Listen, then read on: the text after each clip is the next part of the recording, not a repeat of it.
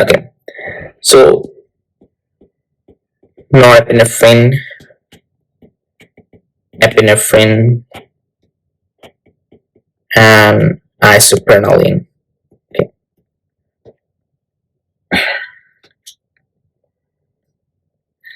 So norepinephrine is selective to alpha 1, alpha 2, and beta 1, right? So by stimulating alpha 1 receptor, it causes vasoconstriction,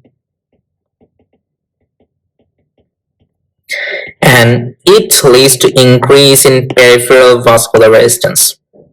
So we know that there is two types of blood pressure: systolic blood pressure, and there is the diastolic blood pressure. So due to increase in the peripheral vascular resistance, diastolic blood pressure gets increased. Okay, and by acting on the beta 1 receptor, it increases the heart rate and also increases the force of contraction. Okay, and this leads to increases the systolic blood pressure. Okay.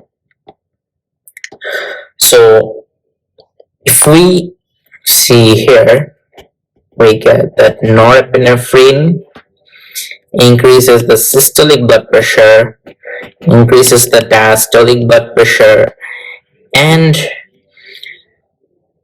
it should increase the heart rate because it's stimulating beta 1 receptor, but there is an exception that it decreases the heart rate total overall, because when the blood pressure gets increased, the systolic blood pressure and diastolic blood pressure gets increased, the body activates the parasympathetic system, and it causes the vagal inhibition of the heart and leads to decrease in the heart rate. Okay, so if we draw the graph, in heart rate it is decreased.